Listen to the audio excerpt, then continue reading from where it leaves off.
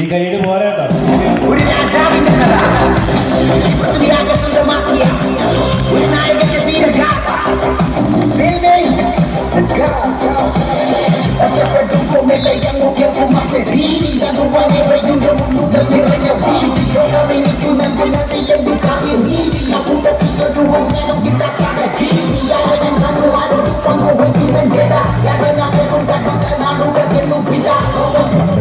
എല്ലാവരും വിളിച്ചു. സംസാരിക്കാൻ അറിയാത്തവെന്ന് പലപ്പോഴും അവർ പറഞ്ഞു. പ്രായം കൂടുതലെന്ന് പറഞ്ഞ് കളിയാക്കി ഒറ്റപ്പെടുത്തി. വിഷമം പറയാൻ ആരുമില്ലാതെ ഒട്ടിക്കരഞ്ഞു. മനസ്സെപ്പോഴൊക്കെ കൈവിട്ടു പോകുന്നതും തോന്നി. എന്നിട്ടും അയാൾ പിടിച്ചു നിന്നു. കാരണം അയാളുടെ സ്വപ്നം അതിലും വലുതായിരുന്നു. പരിഹസിച്ചവരെ പോലും കൈയടിപ്പിച്ചുകൊണ്ട് അയാൾ കപ്പടിച്ചില്ല മക്കളെ. അതുകൊണ്ടാണ് എനിക്ക് നിന്നോടും പറയാനുള്ളത്. നിനക്കൊരു കഴിവുമില്ലെന്ന് ആളുകൾ പറയട്ടെ, നിന്നെ ഒരു പൊട്ടനെ പോലെ കാണട്ടെ, സാരമില്ല. പക്ഷേ നീ നിന്നെ എങ്ങനെയാണ് കാണുന്നത്, അതിലാണ് കാര്യം. നിനക്കൊരു സ്വപ്നമുണ്ട്, അത് നീ അച്ചീവ് ചെയ്തിട്ട് നിൽക്കുന്ന ആ ഒരു മൊമെന്റ് ഉണ്ടല്ലോ, അതായിരിക്കണം നിന്റെ മനസ്സിലെപ്പോഴും. നീ അതിനു വേണ്ടി പരിശ്രമിക്കുക, വിജയം നിന്റെ കൂടെ വരും. അതിന് ഏറ്റവും വലിയ ഉദാഹരണം ഇദ്ദേഹം തന്നെയാണ്.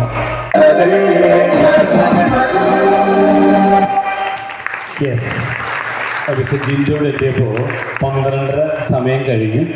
അത്രയും സമയം കൊണ്ട് ഇദ്ദേഹത്തിന് എന്ത് മനസ്സിലായി? ഇനി ഇതോടൊപ്പം 2 കോടി വാങ്ങാൻ വേണ്ടി പോകുന്ന നിങ്ങൾക്ക് ഇദ്ദേഹത്തിൻ്റെ ഉപദേശം എനിക്ക് തോന്നുന്നു എന്നെക്കാളും കുറച്ചുകൂടെ നന്നായിരിക്കും അല്ലേ?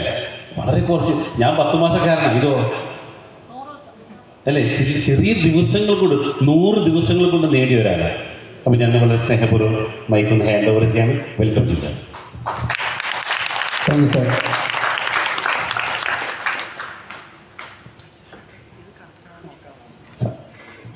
എന്താ എൻ്റെ വാക്കുകൾ വന്നില്ല, കാരണം ആ വീഡിയോ കണ്ടിട്ട് വയ്ക്കും. കാരണം ഞാൻ അനുഭവിച്ചു പോകുന്നവർ സാധനങ്ങൾ വീഡിയോയിൽ മനസ്സിലാക്കി. ഞാൻ ശരിക്കും പറഞ്ഞാൽ അതിനകത്ത് ബിഗ് ബോസ് കളിച്ചിങ്ങനെ ഈ സാറ് ജനിച്ച നാൾ മുതൽ ഇവിടെ ബിഗ് ബോസ് കളിക്കുന്നത് തോന്നുന്നു.